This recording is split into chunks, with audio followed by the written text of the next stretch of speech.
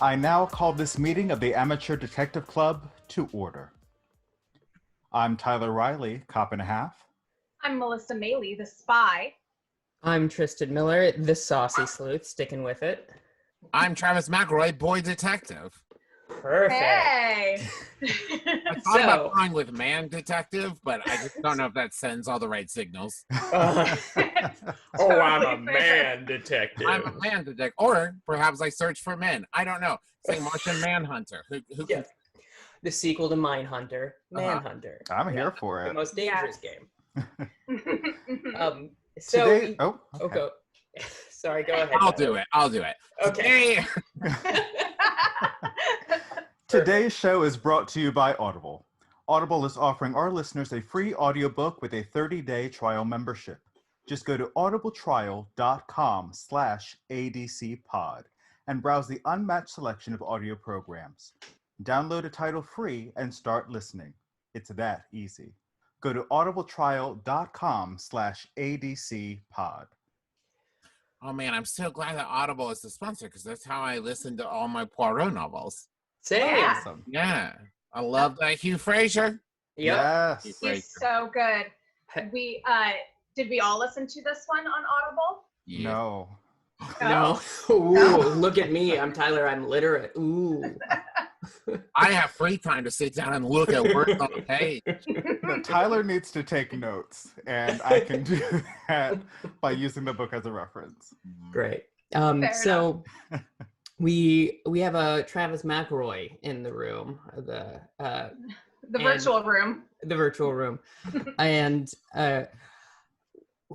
I would love for you to explain who you are, Travis. Give you a little agency. Well, I'm a simple man with love in my heart and a song in my heart and also joy in my heart. It's pretty crowded in there. So I am primarily a professional full-time podcaster. I do 3 full-time shows, My Brother and Me, which is an advice show that I do with my brothers where we don't actually give advice. The Adventure Zone, which is an actual play podcast with my brothers and dad, where currently we are playing Dungeons and Dragons. And also an etiquette podcast with my wife called Schmanners, where we talk about the history of etiquette, how it actually, like certain topics like elbows on the table or like thank you notes, that kind of thing, how they actually started and how they apply in the modern day. And mostly what we found on that show is that etiquette was invented for awkward people so that they would understand what to do at a party and when they could leave. And it's really great. Fantastic. I have also over time done a bunch of other podcasts.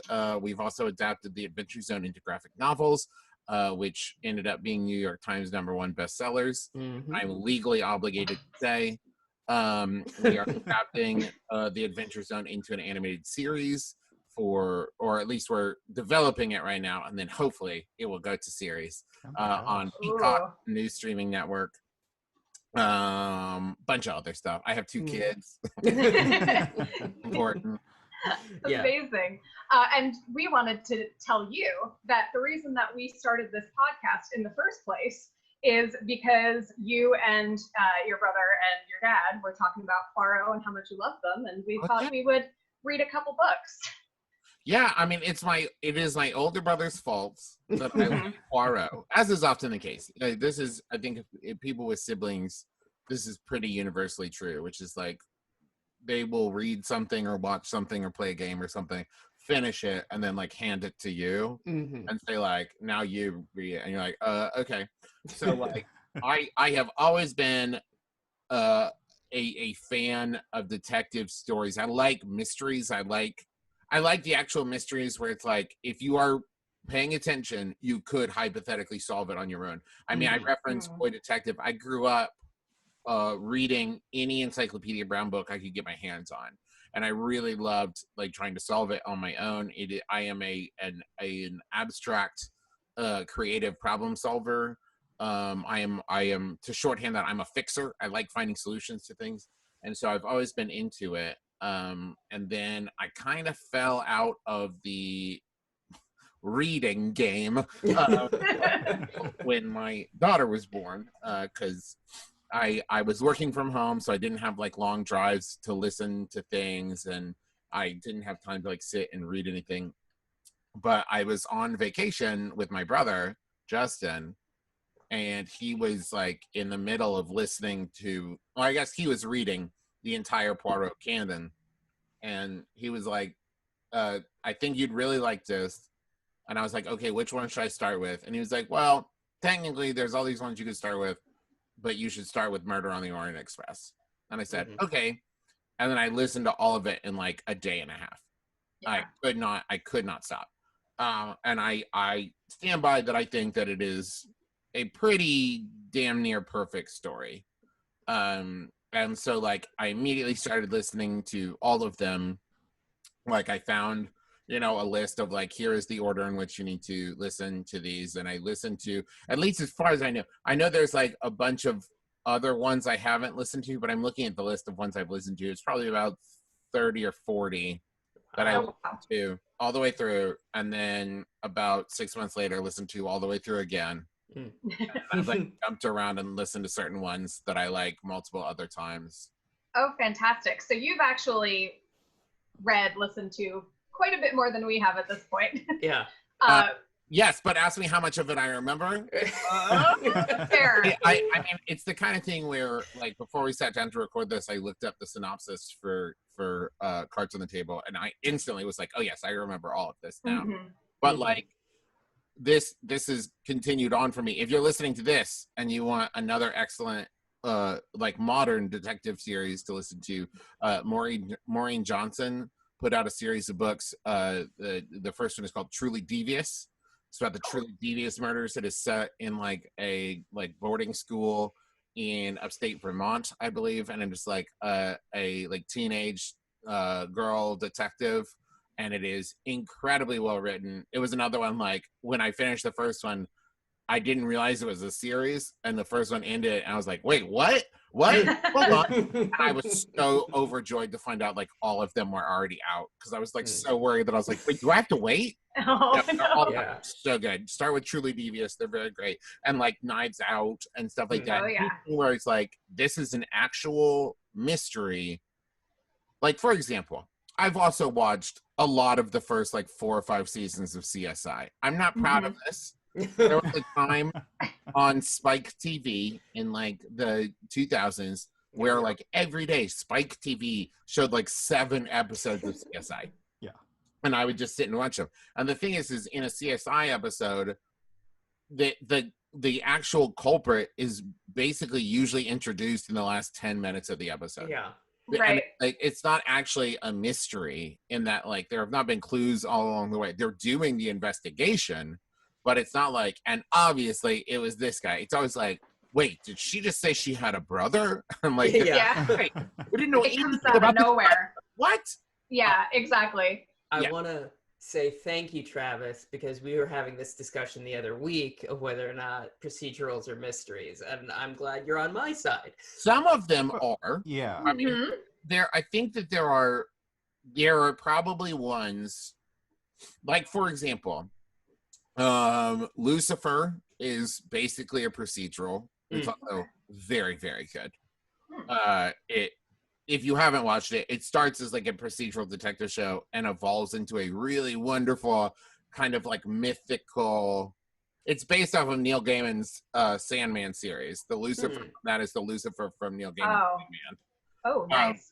It's incredible. But that one is a lot more like mystery. But even then, like, the problem is, I think in procedural TV shows, the reason I think it's easier to write, not that it's easy, but it's easier to write a detective novel than it is to make a detective TV show, is you can have a detective in a novel, like, address something, look at something or whatever, and it has the exact same significance as every other sentence until you go back and look at it after you know the solution. But in a TV show, if you like zoomed in on a piece of evidence, I'm like, okay, that's important then.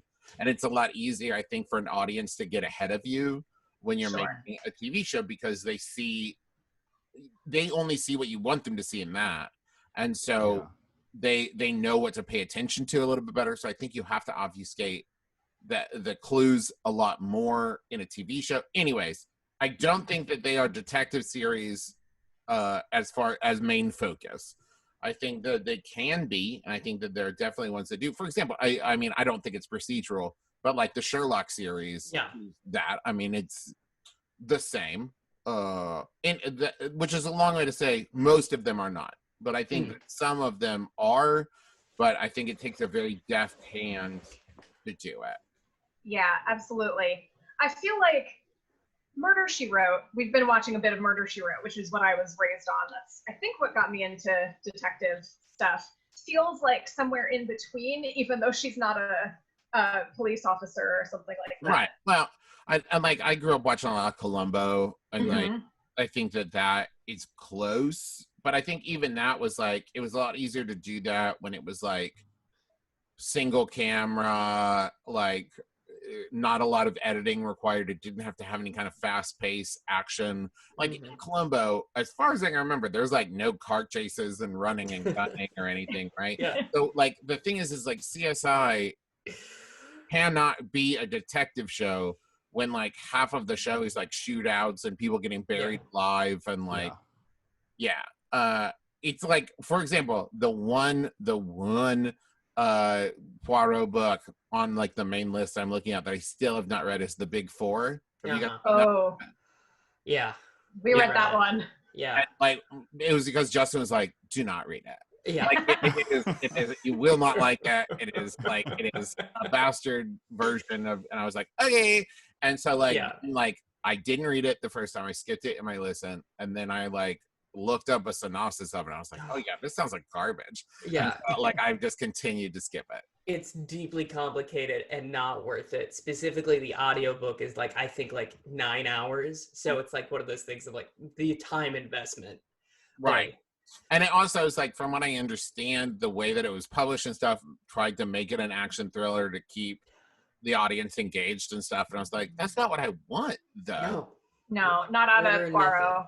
Yeah, right. And I think that's it, right? It's like, I think the reason Sherlock, the show, resonated and is still so good and so beloved is because it did somehow find a balance of like, this is an actual detective show where like there are actual clues that you can actually put together, but also the stakes feel very high. It is very like adrenaline filled and stuff, but without that ever being the primary focus. But I think that is 1 in a million, right? Because I think most of the time, either you are watching the show because you enjoy action, or you're watching the show because you enjoy seeing a mystery solved. And very, very rarely are there things that encompass both, right? One has to take precedent over the other. And I think that's why we see, like, there are so many more police procedurals where it's about the action, because that's a lot easier to write than a mystery. I've tried. Man, there was a time where I was like, I could write a mystery, and I cannot. At least as far as I know, not yet. Oh boy, it must be very tricky. I think we've had discussions about like where you even start. Like, do you start with who did it? Do you start with and work backwards? Like, or do you just start writing and see what happens? I don't know. I think some people do it both ways. Right. Well, the thing that now, as an author, yes, the thing that I know now that I did not know, and I was like, I don't know, when's the last time I sat down and tried to write a like novel? I was 14. The thing I did not know then was like, you don't have to know any of it. You can just write out the thing and then say like, okay, all of this is complete garbage, but now I know what the arc of it is. I know who did it, and like I have I've been talking with my therapist a lot about my creative process, and I spent about a half hour yesterday comparing my creative process to making sourdough bread. And it very much is like, I have made now like 12 loaves in 3 weeks, or maybe more, maybe 4 weeks. But anyways, a lot and a little during this like self-isolation time. And very Christ-like. Thank you. I've taken the loaves, I've broken them up, shared them amongst my followers. We just add Your children. That's all true. Okay, wait. But anyways, but the thing is like the reason I keep making them is like I'm slightly tweaking the recipe, right? And I'm trying to find the right combination of like, okay, well, I think this needs a little more salt and maybe mix the bread flour with all-purpose, like that kind of thing. And it's like, okay, it can be a continual process. It's not like, well, I baked this one loaf and that's the loaf I'm stuck with. So like that's how I think the writing process has to work is you write a draft, you get all the way through it, and you're like, oh God, this is all bad, but I finished it, and now I know what it actually should be. Absolutely. You just kind of throw things at the wall and see what sticks. Exactly. I have a question for you. What was because the second arc in Adventure Zone is a mystery, murder mystery. How is that adapting it for the comic book?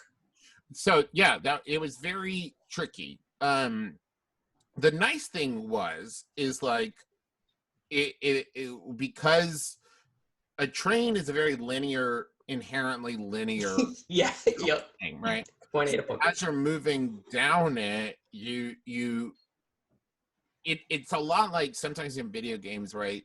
A game will have the appearance of an open world where it's like you could explore anything, but they have very creatively kept you on a linear path that doesn't feel restrictive. And I think that is one of the best things about Murder on the Orient Express is that it provides stakes, right? Like once we're off this train, we're out in the world. Anybody can go anywhere. We have a limited amount of time, but also like it is a contained space where if there are clues, we know that they are in this 10-foot by 4-foot area. So when we were adapting it, we were then kind of working on like, well, now we know what is happening. And then you have to be careful not to like take for granted that like whoever's reading it knows what's happening and all those things. And so we pared back a little bit with the mystery, with the clues, because you can convey a lot more visually. I actually think it's possible that the best combination of the visual elements of like making a TV show or movie and the like text elements of writing a book is like every detective thing should be a graphic novel. It's like a great combination of like you can show clues when you want to, but also you can just have someone's face talking for a while and that's totally fine. Yes. I feel now that I've said it, a thing I just realized I feel very strongly about. Absolutely. There's my Encyclopedia Brown graphic novels. Oh, yeah. TM, that's mine. I'm sending it right now. Excellent. So today we are reading Cards on the Table. Well, we already read it. We're not reading it as we did the podcast. Here's the audiobook. That's a lovely snuff box, said Poirot. I don't know what you mean. Yeah. Stuff. Yeah. Cards on the Table by Agatha Christie, which is, as you might have expected, a Hercule Poirot mystery. Shall we just get into it? Yeah. I think we shall. Great. I actually did read the book and listen to the audiobook alternately. Had it on my Kindle back and forth. You're doing whisper sync. Yeah. I tried it for the first time. Now, did everybody have the foreword in their edition, in the audiobook edition? No. I did not have time to read it. No. So. Okay. Mine just went straight into it. Yeah. All right. Well, the foreword is fun because it's Agatha Christie coming in and saying, I'm going to tell you a little something about this book. Oh. Yeah. And the way she set it up, I wasn't exactly sure how it was going to be, but basically she said, so in this one, we have 4 suspects. That is it. That's all we're doing. And you get to see Poirot working out the psychology of each of those 4 suspects. And for a brief moment, I was hoping that it might be an alternate ending kind of novel, but Choose Your Own Adventure, like The Mystery of Edmund Drood the musical, which is a delightful thing to see because the audience picks what happens in Edmund Drood, because of course Dickens didn't write the whole thing. But yes, I digress.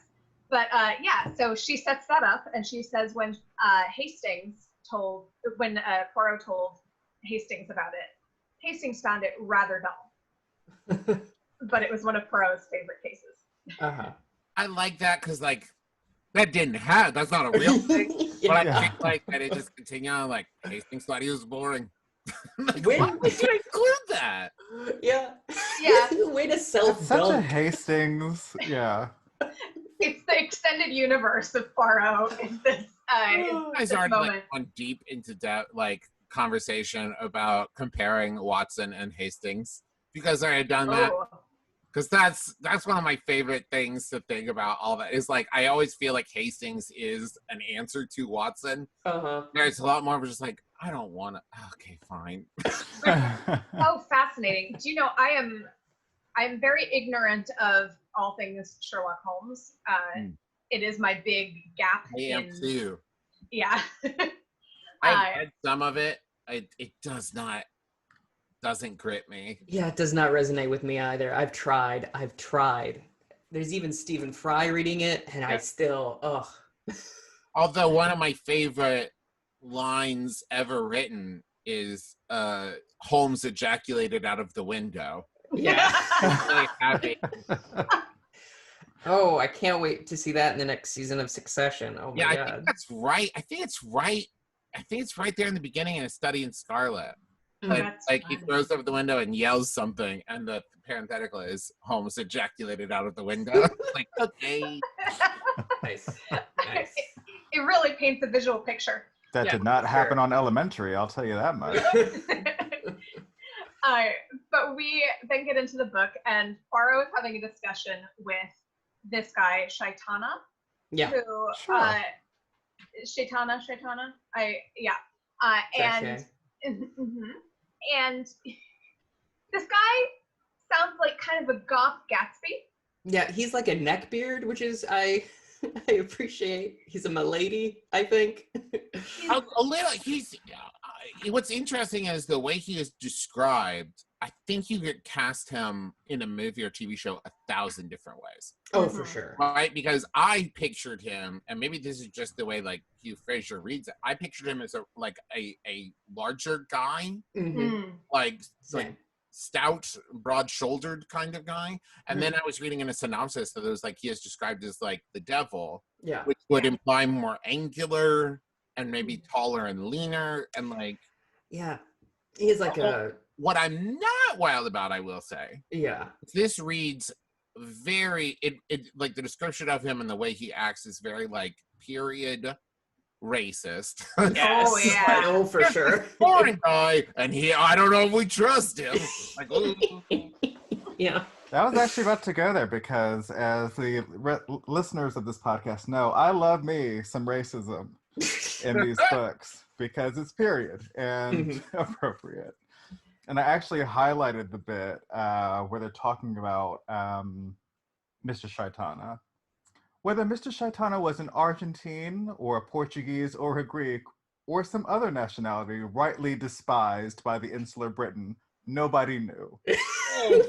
Oh, yeah. We don't know what he is, but we know we don't like him. Yeah. A doof. And this is page 3. And I'm just like, off the bat, like, let's just get into the racism, y'all. Boom.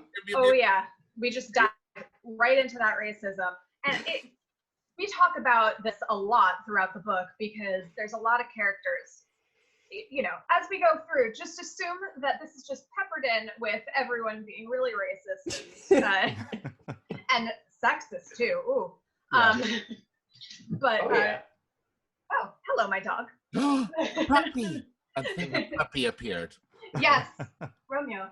I also like it's such a weird framing device, but it's just like right out the gate, like, you know, they're at this like exhibit of snuff boxes, you know, like you do, you know, how you go to the snuff box fair. It's like Antiques Roadshow, but like with snuff boxes only. Yes. Yeah. I can't get a snuff. Oh, that's snuff box. Oh boy. The thing about Shaitan that's very interesting to me as a character is it is unclear because we don't get to spend a lot of time with him compared to like the chunk of the book. He is a very like important character to the plot, but we don't spend a lot of time with him. And that is interesting. Spoiler alert for the victim, right? For him to be introduced as he is like the inciting incident and also the victim is not always the case. But the thing is about it is I can't get a read on whether he is competent and just because like here's the thing. He's like, I'm going to invite all of these murderers into my house and imply that I know they're murderers. Totally chill. And it's like, whoa, my dude, I think this might break bad for you. He just lives how I expect Johnny Depp to. I don't know him, but I feel that energy from him. Yeah, the stars. I think that's a good call because, like, I think on my first read, I was like, is he a criminal genius? Is he like, I think I first read him as like a criminal, not necessarily like that he would steal things, but maybe like he's a fence or are you talking about Johnny Depp here or no, either it works either way. But that like he knows people who know people, like he can get you things. He's kind of like on the shadier side, but maybe he is just kind of like a playboy gadabout kind of idiot. Yeah, I think he's just really horny for the thrill of knowing that he could die. I think that's it. Yeah, absolutely. He's a dilettante. Yeah. Murder. So I didn't get the feeling that he was actually blackmailing these people. Oh no. Just that he knew their secrets. And everyone apparently hates him. Yeah. But always goes to his parties because they're awesome. He sounds like a really cool guy. Because he's ethnic and exotic. Though, if he was dumb. Right? Of like, great part, weird dude. Yeah. True. That's a good call. I think I see that. Yeah, we've all been to college. I think that this is what it breaks down to, is that he is a power, like hungry, like he probably really enjoys when they're sitting around the table and he's like talking about like, poison. What's a motive for murder? And like seeing the looks on people's faces is not like, he's probably really getting off on that, right? Of just like, I am fully running this, like I am in control. And I think that's probably why people do not like him. Of like, he is probably the originator of the weird flex. Of just like this guy who's just like, I know that someone in this room committed murder. Like, okay, let's all right. What a weird thing to say. Cool, dude. Yeah. So basically, at the beginning of this story, we get Poirot and our friend Chaitana talking about, like, I collect murderer friends. It's great. And so why don't you come over for a dinner party? I'm a user. Oh boy. Why don't you come over for dinner and I'll invite some of them. It'll be awesome. Let's arrange this real cool dinner party. He says something at one point that made me think of you, Melissa. Oh. I love true crime. This is a thing that... This is what I'm getting to. Yeah. But, my dear, why? A stupid, bungled butchering business. Yes, I agree with you. But murder can be an art. A murderer can be an artist. And Melissa, as you have just pronounced, you love you some true crime. Would you agree that murder can be an art? No. So the fascination with me for true crime, I mean, while it is kind of amazing in a like Mindhunter kind of fascination way of how some people do accomplish it, I wouldn't put the word art on it, because that implies something else to me. It implies something like more positive. There's a lot of bad art. Yeah, that's true. I think that there's a lot to be said of, like, for example, if I think about crime as an art, the only thing I can think of is like movie examples, right? Of like Thomas Brown Affair and Ocean's 11 and stuff. I don't know how many people there are in real life that are like pulling off these elaborate murder heists. Well, but Sorry, go ahead. At least not on a regular basis. No, because serial killers get worse, or they're not great at it at first, and then they like great at it, meaning like they don't know what is. They kind of dip their toes in the water, and then they progress, and usually end up getting sloppy, which is how they get caught. Right. Thankfully. And so I also think it's interesting, right, that he introduces this idea of like murder can be art and everything, but then it seems like the people he picks for the party are like not great at it. No, I think the only thing that he means by that these people were great at it is that they didn't get caught. Yeah.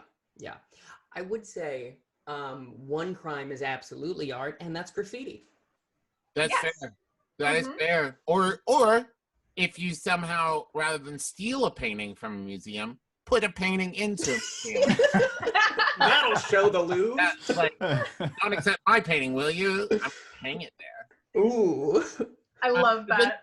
Then they go to the party, right? Yeah. They do, yes. At the party, this is what I really like about this novel. I don't think that this is a perfect novel by any means, but I really, really like that it has such a strong like framing device to it.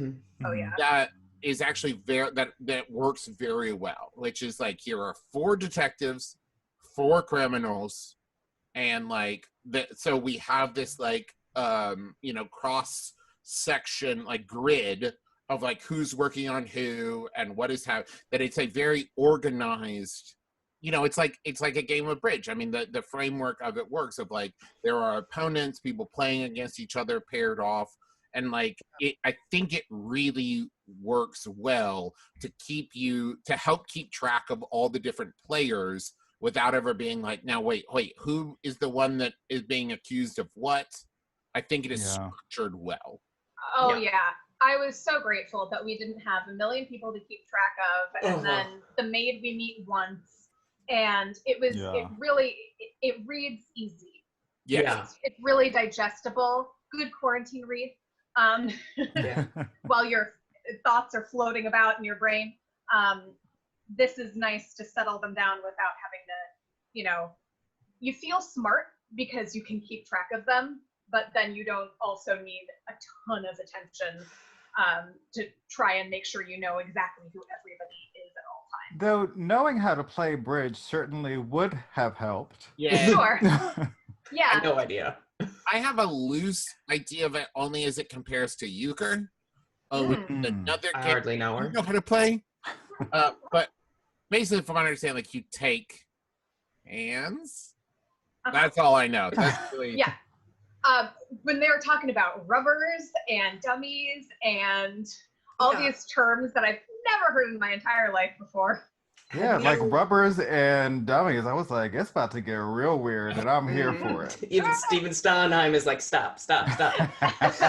Great about it is it reminds me a lot of like I've also read some of like the Ian Fleming James Bond novels, which are quite different. And if we're going to talk about sexist and racist, oh boy, than the movies, but it just assumes that you have a familiarity with Baccarat in a way that you're like, okay, you're just kind of flying through. It's the same with this with Bridge, like, oh my God, can we talk about poker, please? Or something like blackjack. Texas Hold'em, checkers. Gin is as far as I go with like card games with rules. Just let's talk about Go Fish or like War, Egyptian Romance. Yeah.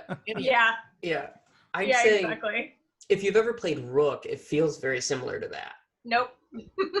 Okay. No, thank you. But they're at this party. There's so many card games that have so many rules, and this is one of them. And in the written edition, they do also give us the scorecards, the illustrated scorecards. And I'm holding up my phone like it has it on it. And it is kind of because, well, we'll get to that later. But yes, so they're at this party, and first he has the 4 detective type people arrive. Yeah, sleuths. Yeah. The And I also sleuths. love how they are announced at the top, like, of the party. Like, they have the, house person, house staff, Mm-hmm. and now ask them their name, announce them to the room. I wish more people did that at parties. Agreed. Yes. It's like, this is Jim.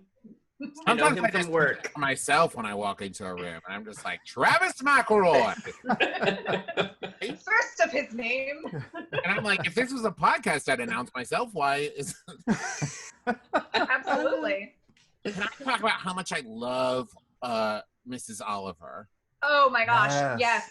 So I wrote down that she is described as a hot-headed feminist. And I'm like, she sounds fantastic. Love her. Ariadne Oliver. What a name. And she's a recurring character, right? Yeah, That is what, Yeah, she does come back. she has been in another Agatha Christie book that was not a Poirot book. Okay. Cool. So, because I looked it up. I wish I knew that off the top of my head, but I don't. But it was like one of the like Pren mysteries or something. But what I love about it is she is so very clearly an avatar for Agatha Christie. Like she talks about, it's not Belgian, but like that she, that she writes a series of novels with this character that everyone loves and she finds annoying. I love it. Because that's just, can you imagine like reading that for the first time and just how funny that would have been to just like in the middle of this, like someone's been murdered. It's like, and here's this character that seems like it is just written for like the audience to be like, I get it. Right. And just like that makes me so happy. Like that to me gives me more insight into Agatha Christie than any interview or biography or anything I could ever read. Is like she is lampooning herself, lampooning her own character in an actual novel. She didn't just like draw a comic strip or whatever. She wrote a main character into a novel to make fun of herself. Oh, yes. So good. And she's fantastic. I like how also she's like, I don't know anything about Finnish people. Finnish people will write me. Apparently, it's big in Finland. I hate it. So apparently, I assume people from Belgium were like, you got this wrong. No doubt. Oh, absolutely. Yes. She's also, I think, the second most competent sleuth. I think, like, for sure. Her and Poirot are like. I would argue that she's more competent than Poirot because she accuses two people once the murder happens and does pretty well for herself. Yeah. Fair.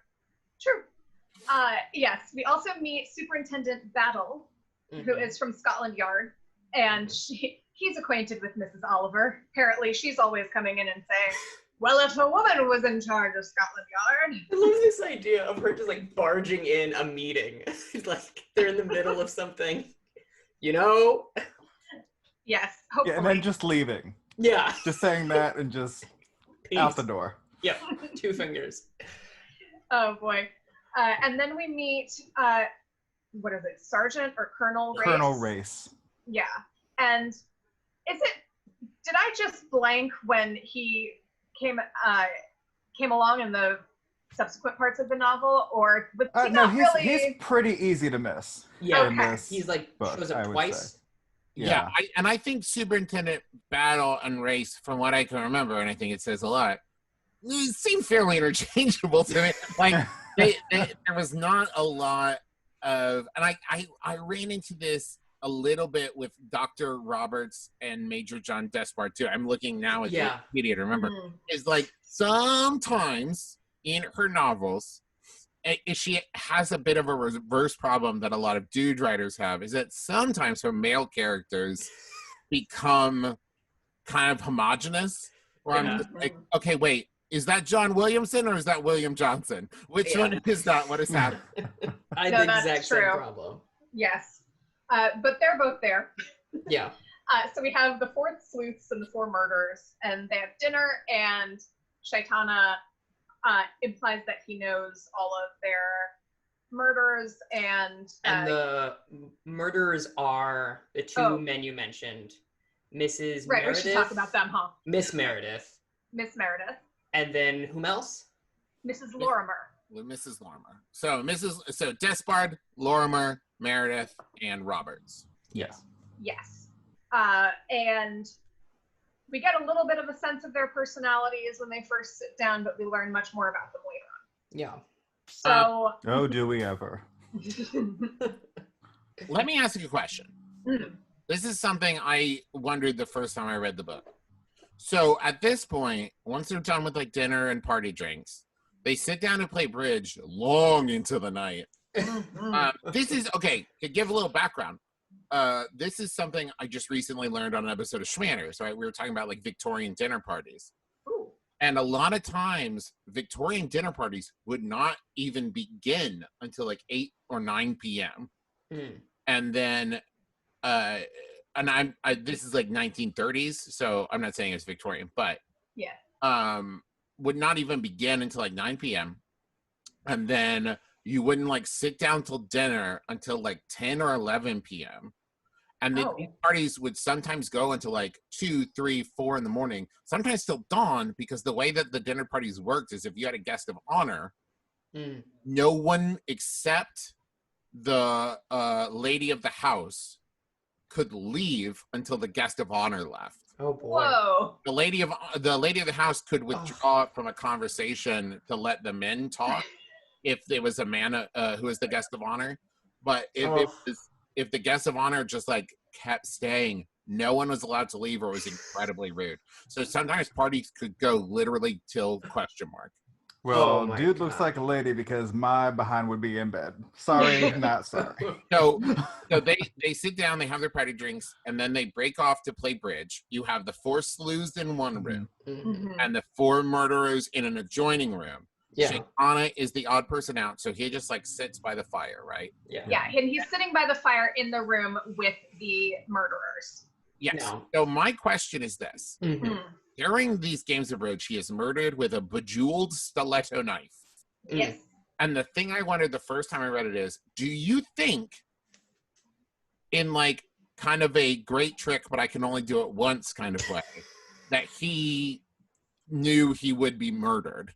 And it would be like, my death is going to be an epic case solved by or else why would he like, I'm going to stay in the room with the criminals. Like, I'm going to brag about that I know that they've murdered. And like, it seems like he's like tempting them to murder him so that 4 great detectives will solve this great mystery of who murdered this great man. Absolutely. Yeah, I honestly did not think about it until you laid it out. But yeah, that makes complete sense. And reminds me of Neil Simon's Death by Murder. I thought up until the very end, and they do dismiss this right away, but I was like, maybe that's a red herring, that he had committed suicide just for that reason. To be like, maybe he was sick or something. Yeah, right. And then he's just like, I'm done, but I get this one great, and I will never be solved.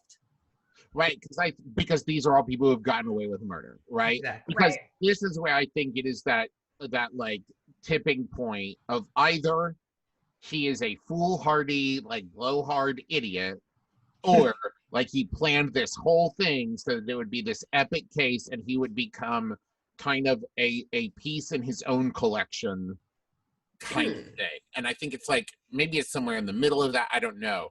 But like, I the first time I read it, it seems so obvious to me that he planned to be murdered.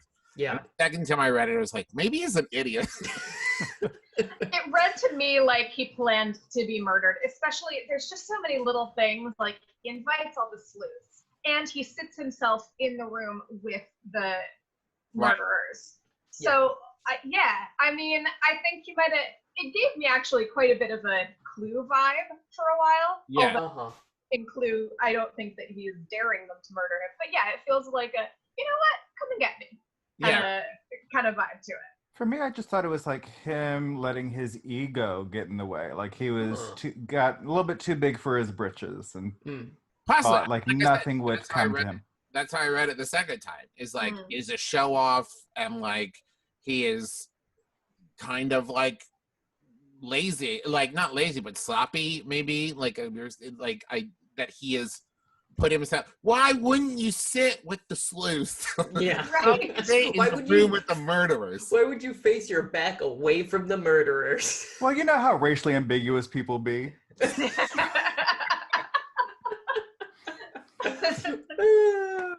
Oh boy. boy. So they're playing According bridge. to the book. Yeah. Yes.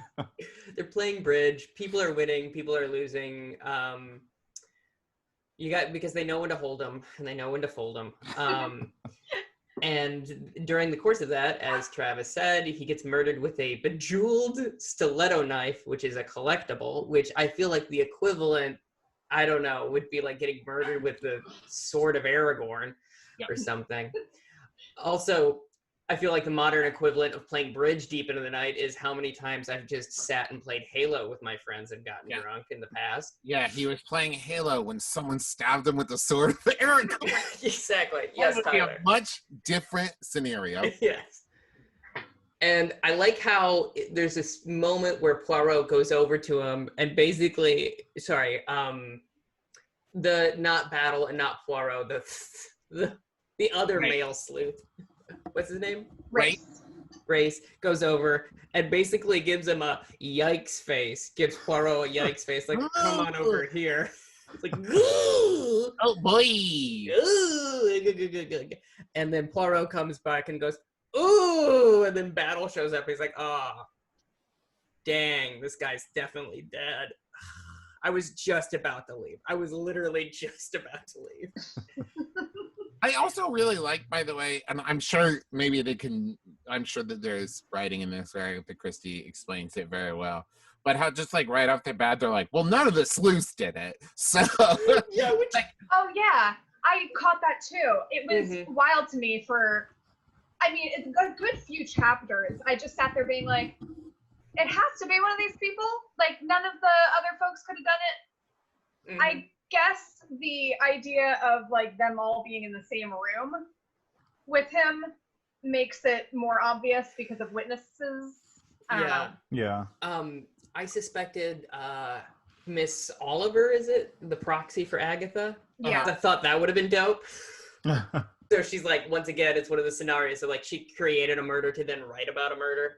Or just like, hey, we can all agree this guy sucks, right? Like, this is fine. This was fine. Yeah. Gotta go. So then at this point begins the like, okay, cool. We need to figure this out. And she goes out of her way. I keep saying they as though like I'm talking about the sleuths and not, the author. So she, Agatha Christie, goes out of her way to make it clear like this stiletto was so sharp. Anyone could have done it without him making a sound, which I'm just now thinking about like how horrifying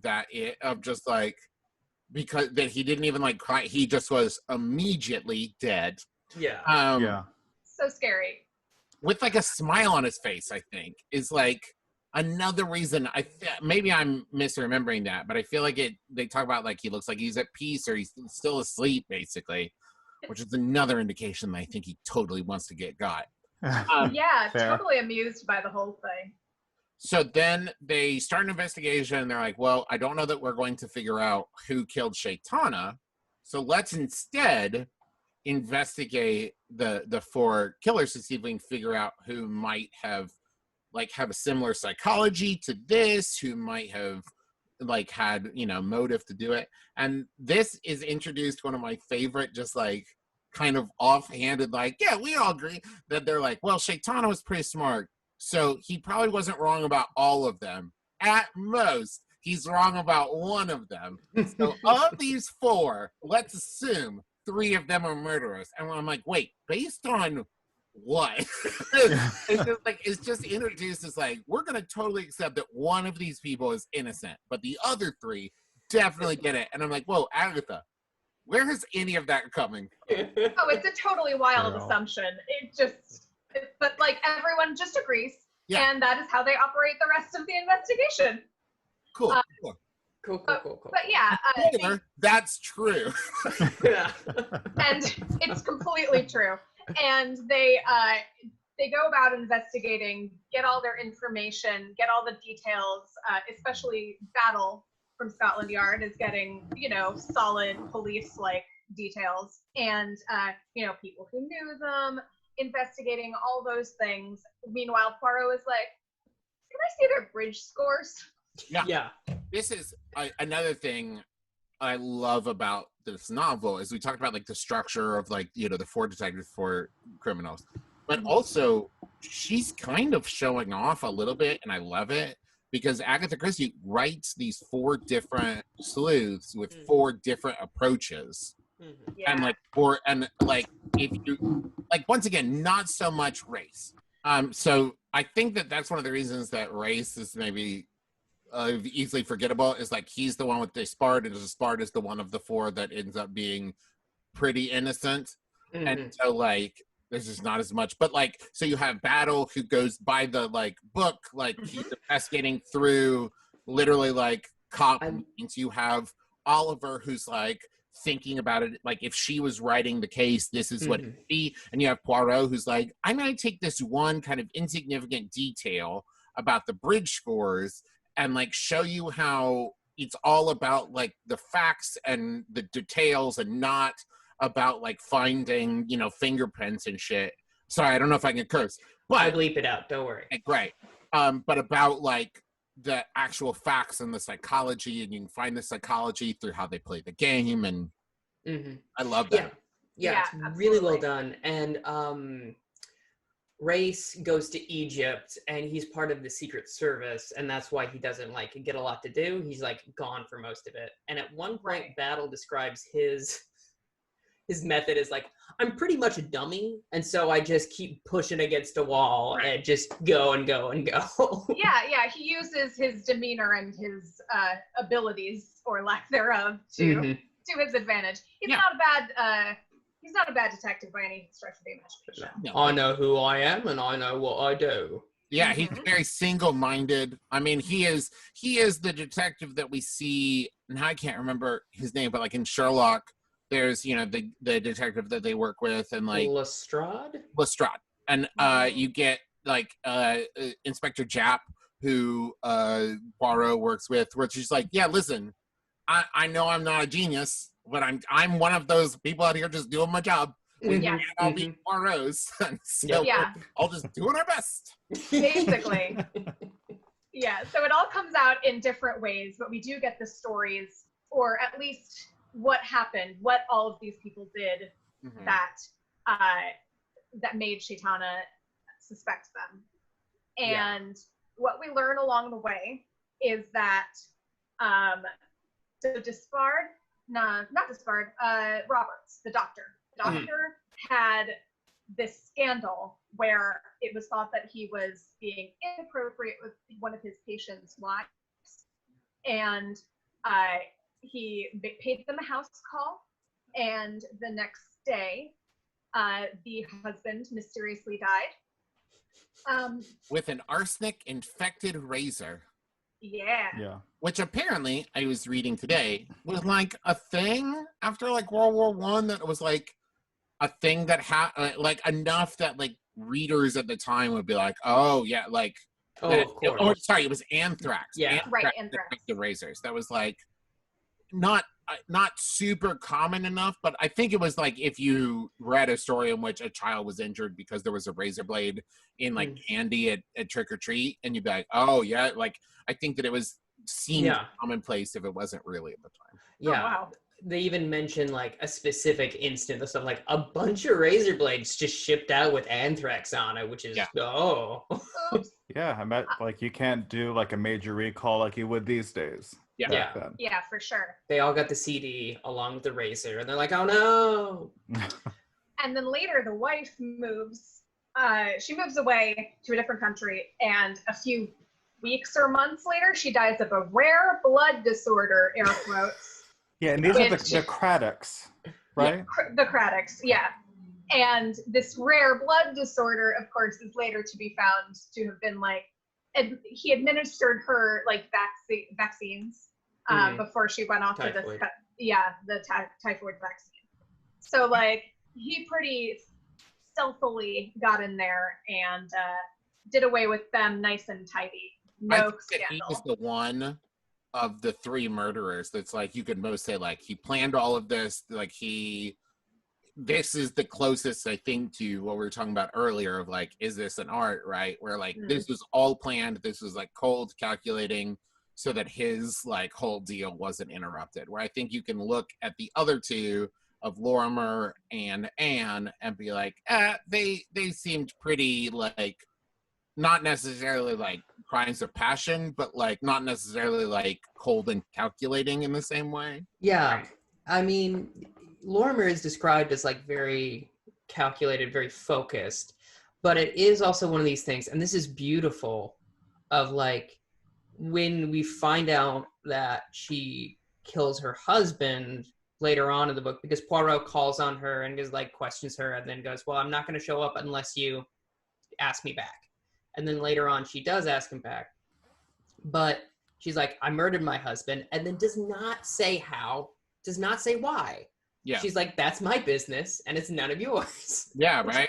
It's And beautiful. Poirot, and Poirot's like, I respect that. Cool. Yeah. You seem great. And that's when she tries to take the fall for Shaitana, right? When she's like, I did it, because she thinks Anne did it Right. to protect herself, and she's trying to cover for Anne because Lorimer is dying, right? Yeah. Yeah. She's found out She's- she's very sick. Yeah. And isn't And she doesn't want Anne to like waste her life or whatever. Mhm. But like a lot of projecting here, Miss Lorimer. Yeah. Yeah.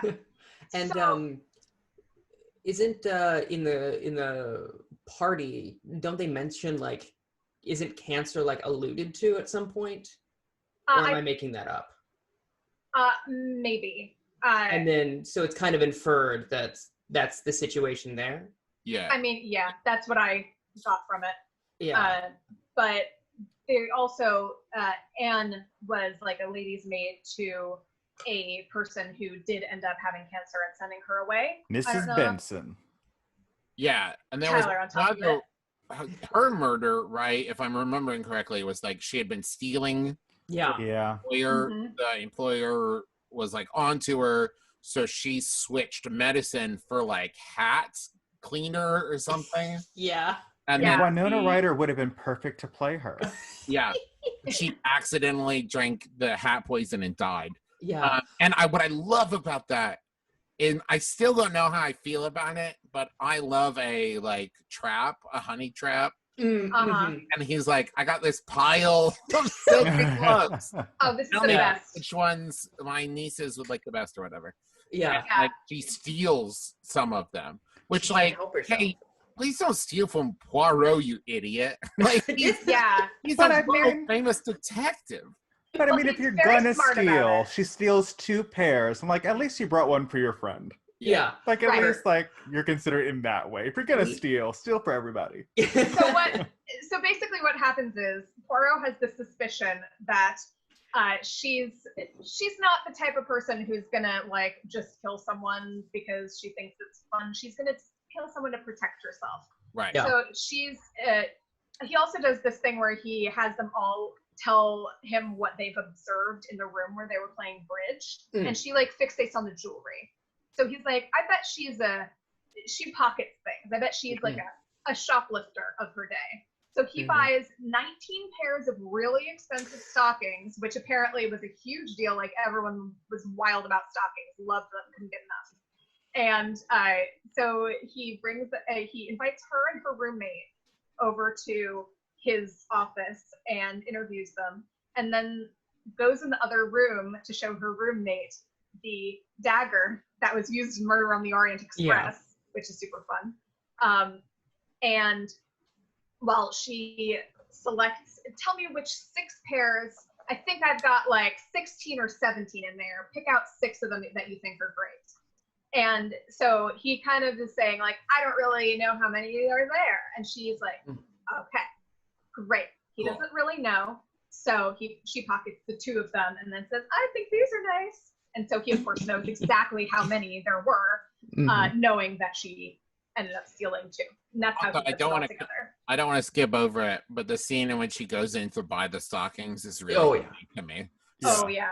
Because like everyone's like, oh, he's a creep. Yeah, he's an old pervert. Yeah. Oh, great. Yeah, it's really funny. There's a line, he's like, well, at least whatever young lady he's with is bleeding him dry. Good for her. Yeah. Basically. Which is Uh, amazing. And there's a lot of like really fun little scenes in here.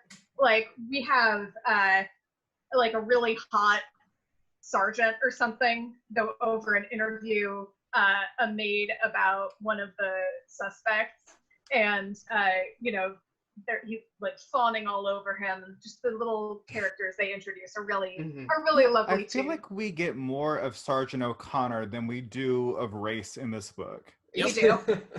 Yeah. But so there's lots of like fun little scenes interspersed here and there on the way to finding out all of this evidence.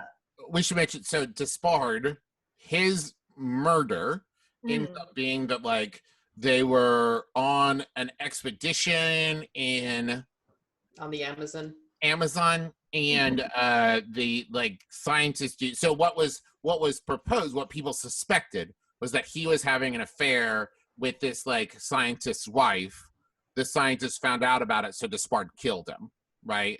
And actually what ends up happening is that like the scientist caught some kind of like brain fever and was like going to drown himself, I believe. And the Despard was like trying to stop him and ended up like having to kill him to stop him from killing himself. He tried to shoot him in the leg to stop him, and then his wife bumped into him and he shot him in the back and he died.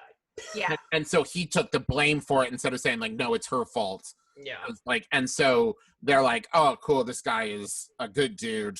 Like, he's the one that Shaitana was wrong about. And also, Despard ends up forming a relationship with Anne, saying like, hey, you should get yourself a lawyer. And he also goes over and starts hanging out with her and her roommate, Rhoda.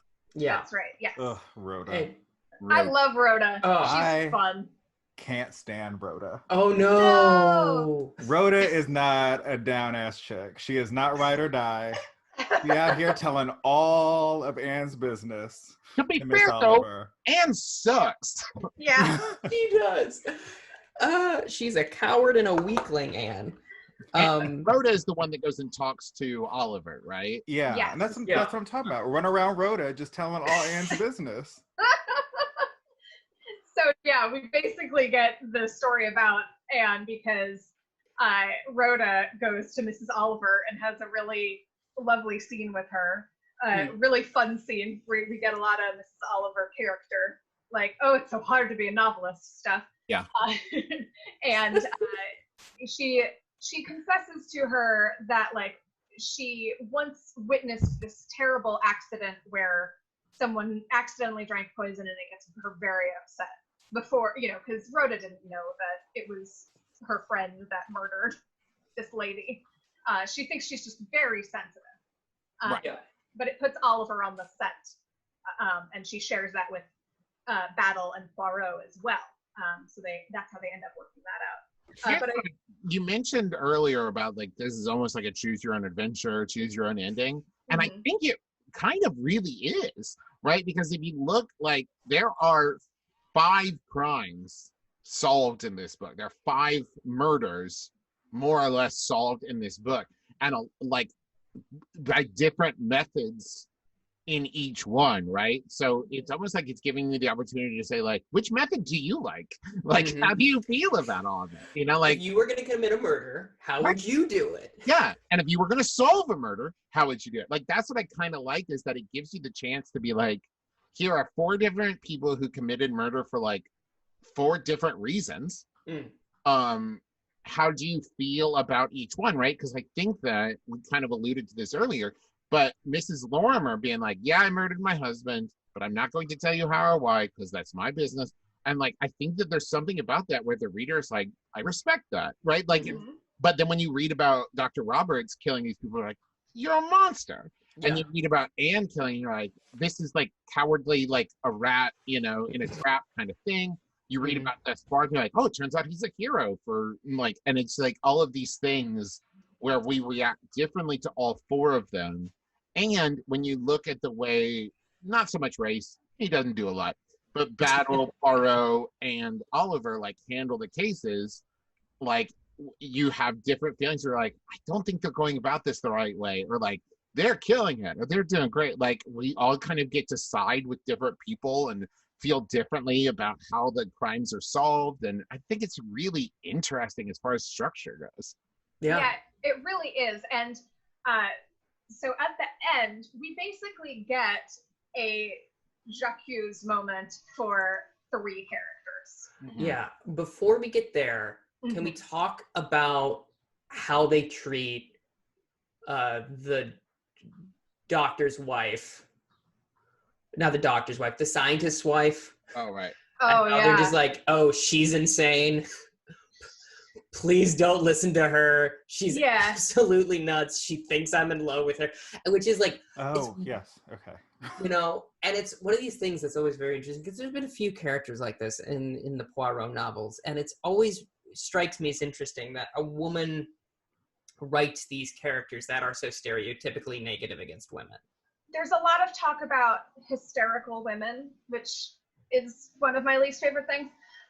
And it is always interesting to me that Agatha wrote it, and it doesn't always feel like she is writing it as a bad example of someone's opinion. Like, it's not clear whether she shares that opinion or not. Yeah, I think I always try to consider with that, like, how progressive could you be at the time? Oh, for sure. Yeah. As a well-known, like, female writer, super popular, but also writing in a field that is dominated by dudes. Exactly. Could you be like, and they were wrong to judge the woman that way because sometimes guys are idiots. And it's like, whoa, hold on, that might be turning me, a 1930s guy, off of, right? Like, oh, absolutely. Yeah, it's really interesting historically speaking, like the context. But you're saying, Melissa, they have what, 3 J'accuse? Yeah, basically. So we do have Mrs. Lorimer just talking with Poirot at the end when it comes out that she confesses. She says, I did it. And Poirot kind of talks through it with her and, you know, takes it at face value at first, but then it's like, you know what? I really don't think you did this. And she's like, but I'm saying I did. I did it. It was me. No. Like, nah. I don't think it was you. No, I'm telling you it was me. No. I'm never wrong. Excuse me. No. Right. So eventually he gets out of her that she is confessing to protect Anne, who she kind of sees as a, you know, she's like, the guys can take care of themselves, whatever. Right. Victim of circumstance. This is where, like, I always inferred in reading this that, like, she sees in Anne, like, that when she was younger, when she murdered her husband, this is where I've inferred, like, it was because it was a bad situation and she was trying to get out of it the only way she could. And she has lived with that guilt and lived with the consequences of that for and like judgment from others, blah, blah, blah, whatever. And she sees in Anne, like, reflections of herself of like, she's just a victim of circumstance. And I don't want her to suffer like the same kind of life I've led of being judged by other people. So I'm going to take the fall for it. But basically she's projecting a lot onto Anne because actually Anne sucks. Right. Yeah. Because she really doesn't know the circumstances of Anne's murder. Right. Yeah. Like, she's just kind of making all these assumptions, as you say. Yeah. And she even says she's projecting. Right. Yeah, she realizes. But, you know, she's sick. She is not going to come out of this alive either way. So she might as well take the fall for it. Right. And so that night they kind of take you know, they settle down. They're like, all right, well, we'll talk about this in the morning. Let's get a good night's sleep. And then we'll go to Scotland Yard. Great. Then in the morning, we find out that Mrs. Lorimer has committed suicide. And sent letters to the 3 other suspects saying, listen, I did it. Don't worry about it. And Poirot's like, oh, weird flex. Okay. Despite him proving and getting out of her, that she's so committed to covering up for Anne that she's just like, I'm good. Right. And so then Poirot looks into a little bit more and finds out from her housekeeper or some other such character that she went to sleep like after Poirot left and Meredith came over and had a chat with her. Yeah. And Poirot's like, oh no, that seems bad. So he looks into it a little bit more, and he puts together, what they kind of put together is that Anne poisoned her, or helped her get the overdose. Did they find marks on Lorimer's arms? They did. They did. Okay. Yeah, we'll get to it. Okay. But yeah, so basically that she poisoned her sleeping pills or whatever it was, and as we all know, poison is a woman's way of killing. Right. Right. Yes, Agatha makes that very clear, and that's what happened. So Poirot is like rushing to get to there. They find out that Anne is out with Rhoda in a boat because Rhoda, in a previous scene, told her that she told Mrs. Oliver about the poison thing. Okay, I might have misremembered that. I thought that they were out on the boat because Anne was jealous of Rhoda's relationship with Despard. Or is that? I think it's twofold. Okay. Yeah. Because Rhoda has noticed that Despard is pretty cute, and Anne thinks he's pretty cute too. But she's playing coy. Yeah. So yeah. Because she's a coward. Right. She's just being coy for a boy. Leave her alone.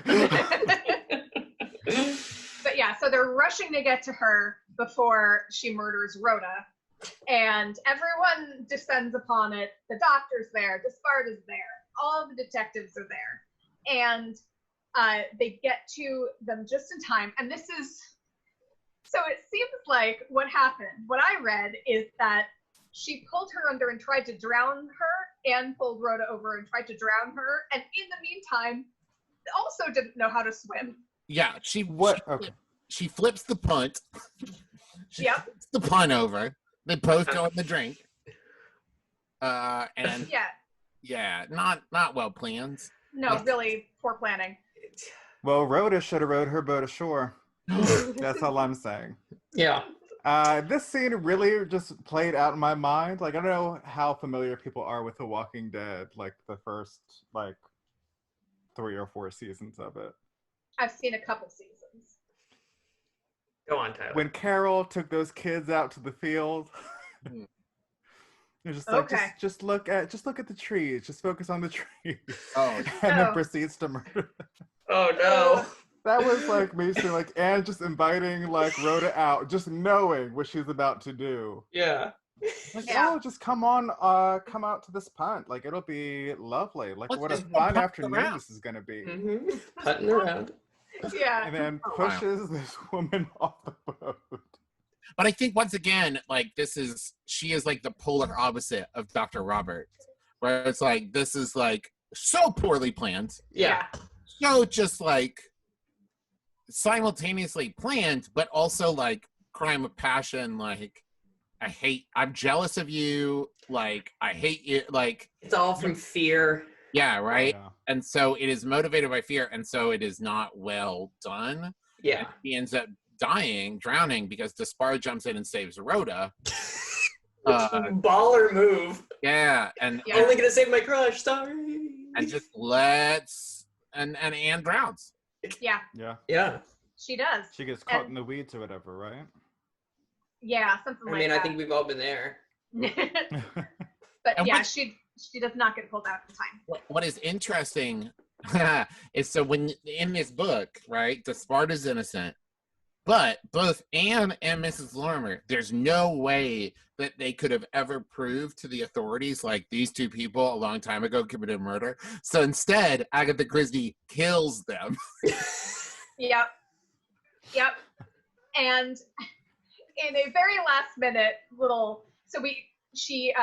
the housemaid had noted the like puncture mark in her arm, in Mrs. Lorimer's arm on the night that she died. And so then Poirot goes to Dr. Roberts and is like, you know what? It was you, wasn't it? Mm-hmm. Goes through the whole poison thing, like, these are the things you did. And Battle basically is ready to throw in the towel. It's like, you don't even need to prove Shaitana. You've got Lorimer and the other two folks. So, this guy is going to get justice. And he says, oh, but I can prove it was Shaitana because he had gone over to kill Shaitana and then completely, what was it? This is where the bridge scores come in. Yes. Is that like this is he had, I think, of the 4 that Poirot talked to, he was the one who like didn't list what happened correctly or something, but in the bridge scores there was like this rubber or runner or something that it was like this big deal, grand slam. like a grand slam, that's it, that almost never happens, and then Poirot was like, that was the perfect time to commit the murder and you were the only one not participating in it. Yeah, he was the dummy hand. Yeah. Yep. Because everybody else was distracted, so that's when you went over and did it. Yes. Now because we also get out of someone at some point that because Anne goes over to the body, and that's why Mrs. Lorimer thinks that Anne killed. Yeah. But he was already dead. Mm-hmm.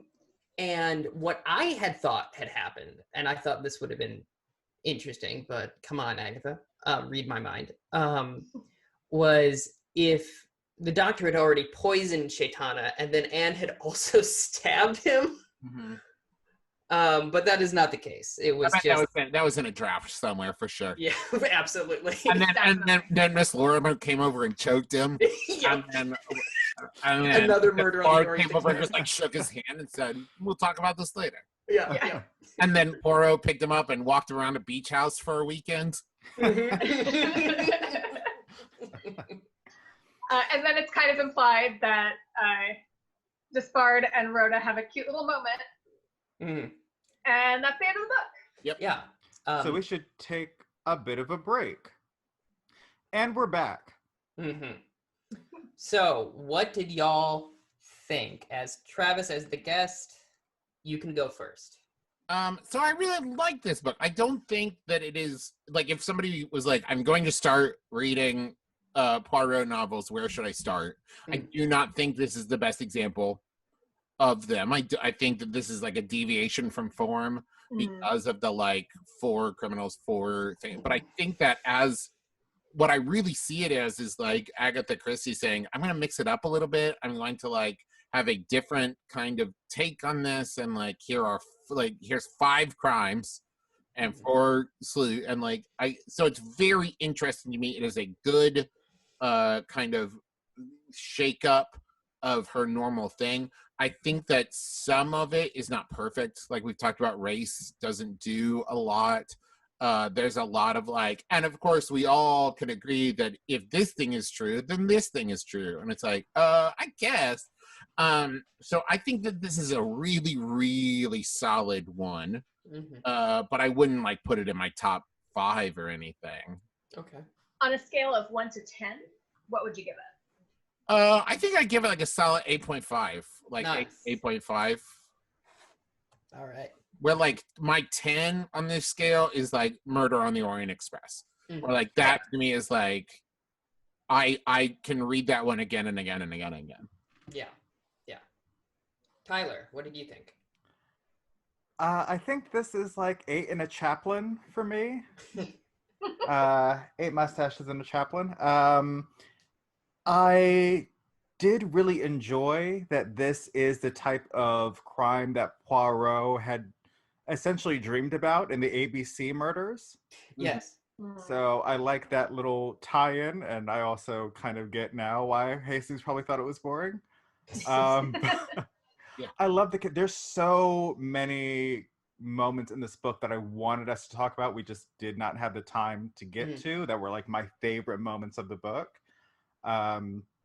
See, I really enjoyed it from beginning to end. Like it wasn't, my favorite because of how everything unfolded. I thought like Dr. Roberts was like kind of like the easy go-to, especially when Poirot alludes to it pretty early on that he notices Roberts in a way that is reminiscent of when Shaitana and Poirot are first speaking in the first chapter. and they talk about this idea of the dinner party and how it would work. And Poirot starts talking about like, oh, that's just like, I enjoy looking at tigers, but I enjoy looking at tigers from a distance. Like, I'm not going to go up to a tiger and admire it. And he notices when he interviews Roberts the first time that Roberts walks like a tiger. And I thought that was really clever. I really like, by the way, that in that discussion that you were talking about is like, he really paints Poirot's like, I'm not like deluded. I'm not into solving crimes because I'm some adrenaline junkie. It's like where it feels like Shaitan is like taken in by like the kind of sexy side of murder, and Poirot's just like, this is my job. Like I'm not like super horny for murder. Like what are you talking about? I do not know. Of course he is. We have a whole shirt that says horny for murder for that reason. Some people just have to make a living. I don't know. Yeah. I also really liked it. I gotta take some points off for like little things here and there as well, but it's a super easy, digestible read, as I said earlier. Like, makes you feel smart. Lots of twists and turns. I love a twist and a turn. And I'm also going to give it an 8.5. I want to get, before we get to my rating, because I'm stalling because I'm thinking about it. Who, when you were first reading the book, who did you think did it? Roberts. The first time I read it, I think it was actually kind of with you. I thought it was like a Shaitana setup of like, he did it to himself, and that was going to be the big reveal, and he was bragging about like he committed a murder that could never be solved because he killed himself. I don't know. I thought it was something like that, where it's going to be they were all guilty of their crimes, but none of them killed Shaitan or something like that. I thought it was Anne. I thought it was Anne Meredith. Okay. Yeah, because like that's something that confused me. I don't know, like I do like that at the end of the book, the proxy for Mrs. Oliver says at the beginning of the book, it's either the doctor or Anne, obviously. And then they also allude a couple of times to Anne going, well, Rhoda says, well, it's always the least obvious person, and Anne's like, well, that's clearly me, so I hope that's not the case, which is like brag much. But yeah, I mean, for me, it could have been more exciting and more interesting, but I agree with the structure of it. It's very easily read and digested. I'll give it I think a 7. Like, it wasn't my favorite. I was kind of confused by the end for whatever reason, because of for whatever reason, Dr. Roberts like didn't stand out to me as suspicious, so I was surprised by that. He got put aside at the beginning of the book. Like, we didn't really see much of him. He like got an interview, and then we didn't really hear much about him. We were talking about Anne Meredith for like most of the book, I feel like. Yeah, that's good. Yeah, which made it clear that it wasn't her to me. So I guess I just didn't pay attention to that part. But yeah, it was fine enough. It's no Murder of Roger Ackroyd, but it's Murder of Roger Ackroyd. Near and dear. So good. But yeah. Travis. Yes. Do you have final thoughts, and also where can people find all the stuff that you do? Oh, they can find me everywhere. You can find me at Travis McElroy on Twitter. You can go to McElroy.family to see all the McElroy projects. Great. Fantastic. Thank you so much again for being on. You're actually our first ever guest. Oh, wow. Yeah. This is big for us. Such a joy to have you here today. Very, very exciting. Yeah, go listen to Taz Graduation. And I'm a couple episodes behind, but it's really fun, and Travis is the DM for that over on the Adventure Zone. And I'm doing my best, and I'm really proud of it. Yeah, it is. It's a really fun world. Yeah, really enjoying being there. Yeah, I was suspicious of the premise, and then what I want to say is, Travis, you and your family do such a fine job that I love it. It's very strong. Thank you very much. Yeah. Great. All right. Tyler, All right, you I want to now take call. Sorry. it? No, do your thing. Okay. I now call this Sorry. I now call this meeting of the Amateur Detective Club to a close. Gavel sounds. Thank you very much. And I have ceased recording. I have stopped recording as well. I will give this to Me too. Danielle to send to you guys right away. Thank you. And That's again, my amazing. sincerest apologies for the difficulties on my end today. Oh, it happens to me all the time. Oh, yeah, it's fine. Don't worry. All right, it was a pleasure talking to you. I got to run away to go, take Yeah. care of my kids. Ugh. Yeah. Absolutely. But it was an absolute pleasure. You guys have a great day. You too. You Thank you so too. much. Stay safe out there. Bye. Bye.